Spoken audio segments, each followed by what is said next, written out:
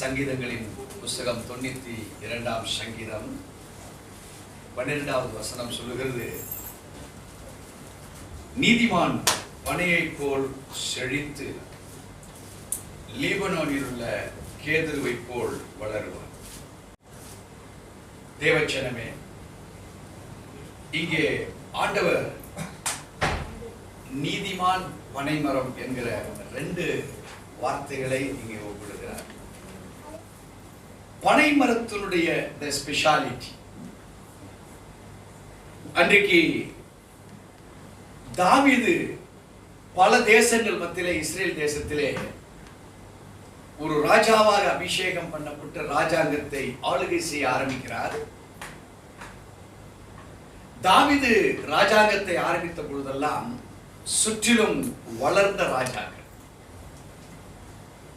இன்னைக்கு இஸ்ரேல் தேசத்தை சுத்தி பார்த்தீங்கன்னா பணத்தால பொருளால பலர் வளர்ந்திருக்கிறாங்க.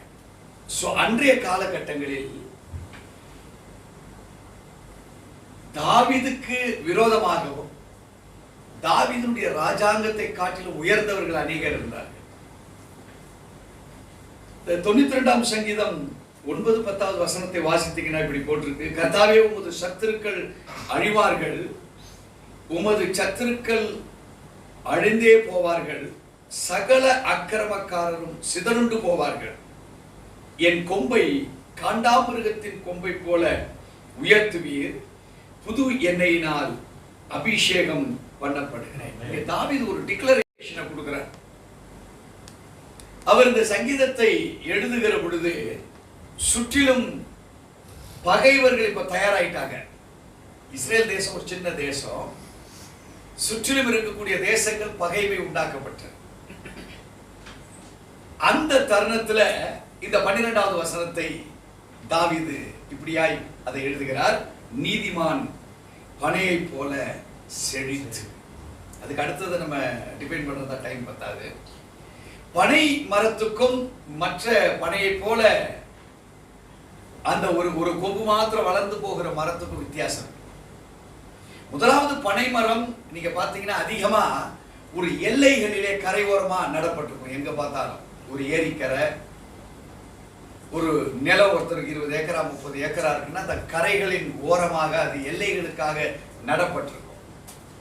இந்த மரத்தினுடைய ஸ்பெஷாலிட்டி the drought condition, மழையே இல்லை பல ஆண்டு காலங்கள், எந்த செடி வச்சாலும் வளராது. ஆனா பனை மரம் அதன் காலங்கள் அது கனியை தந்து அது வளர்ந்த வளர்ச்சியை நீங்க காண முடியும். ஒரு பனை மரம் எத்தனை ஆண்டுகள் அந்த நிலத்தில் இருக்கோ அத்தனை ஆண்டுகள் அந்த நிலம் உரிமையாளர் சந்ததி சந்ததியாக அந்த நிலத்தை சொந்தமா வச்சிருக்கிறான்னு அர்த்தம்.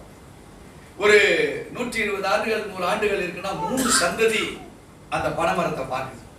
அப்பா நடும்போது சின்ன மரம், பிள்ளை அதை வளர்ந்து அனுபவிக்கிற போது அது நடுத்தரமான மரம், அவருக்கு பிள்ளைகள் பிறந்து 3வது தலைமுறை வரும்பொழுது அந்த மரம் மிகவும் ஒரு மகிமையான வளர்ச்சியில் இருக்கு.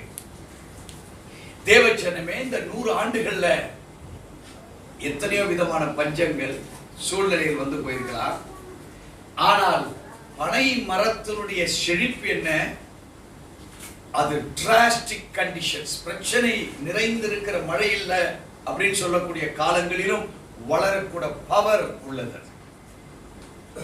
இந்த மரத்தினுடைய ஸ்பெஷாலிட்டி ஏன் இந்த டிராட் கண்டிஷன்ல கருகல? அந்த மரத்தினுடைய அவுட்டர் பகுதி அவ்வளவு ஸ்ட்ராங்கு, போக போக உள்ளதான் சோத்து மரம். ஆனால் ஒரு தென்னையவோ அதை போன்ற சில மரங்களை நீங்க எடுத்து பார்த்தீங்கன்னா, பாக்கு மரம் இதெல்லாம் ஒத்த மரத்துல வளரக்கூடியதுதான், அது உள்ள ஸ்ட்ராங் ஆகி தான் வெளியே வளரும்.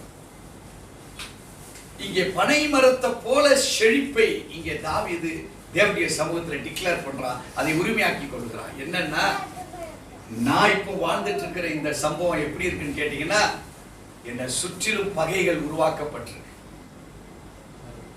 இப்போ இந்த 12வது வசனத்துல நீதிமான் பனையை போல வளருவான், கடைசி வார்த்தை சொல்லு. தேவச்சனமே, இந்த பனைமரம் சென்டர்ல இருக்கக்கூடிய அதனுடைய அந்த சொத்து சொல்லுவாங்க, சோறு நிறைந்த அந்த இடம், அது பூமியிலே புதைக்கப்பட்டு அது வழியாக எவ்வளவு வேணாலும் ஆகாரத்தை அதால் எடுத்துக்கொள்ள முடியும். மற்ற மரங்கள் சுற்றி இருக்கிற அவுட்டர்ல இருந்து எடுத்து வளர்ந்து உள்ள கொடுக்குது ஸ்ட்ரென்த்தை. பனைமரம் உள்ள இருந்து எடுத்து அவுட்டருக்கு கொடுக்குது ஸ்ட்ரென்த்தை. தேவ ஜனமே, தேவன் நம்ம எதிர்பார்க்கிறதெல்லாம் இந்த பனையை போல செழிப்பாக்கப்பட வேண்டுமானால் நீதிமானுக்குரிய பண்புகள் அது பனையை போல இருக்கப்பட வேண்டும். எப்படி?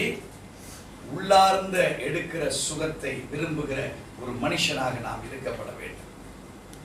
அப்போ உள்ளார்ந்து எடுக்கக்கூடிய தேவனுடைய வார்த்தைகளா இருக்குமானால், இங்க அந்த அதிகாரத்தை 92ஆம் சங்கீதம் 14வது வசனம் சொல்கிறது, கர்த்தர் உத்தமர் என்றும் என் கண்மலையாகிய அவரிடத்தில் அநீதி இல்லை என்றும் விளங்க பண்ணும்படி.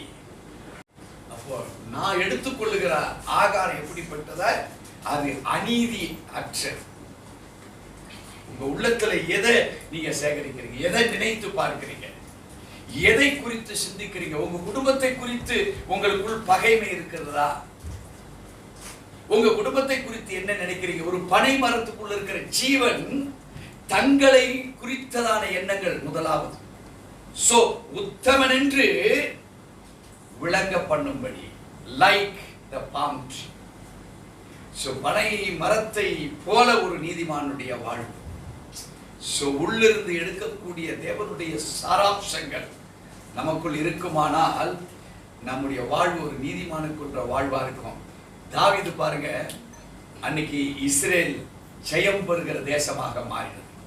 இன்றைக்கும் பாருங்க, இஸ்ரேல் ஜெயம் பெறுகிற அதே தேசத்தின் சாராம்சத்தை கொண்டிருக்கு.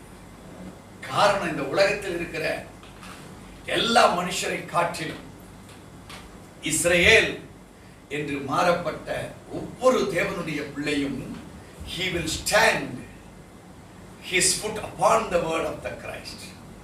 கிறிஸ்து என்கிற வார்த்தையின் மேல் கட்டப்படுகிற கண்மலையின் ஒரு வீடாக தான் ஒரு இஸ்ரேல் என்றிருப்பான். நீங்களும் நானும் விசுவாசத்தினால இஸ்ரேலனாய் மாறி இருக்கிறோம். ஒரு பனையை போல நம்முடைய வாழ்வு செழிப்பை காணும்படி கர்த்தர் நம்மோடு கூட பேசியிருக்கிறார். கர்த்தர் தாமே நம்மை ஆசீர்வதிப்பாராக.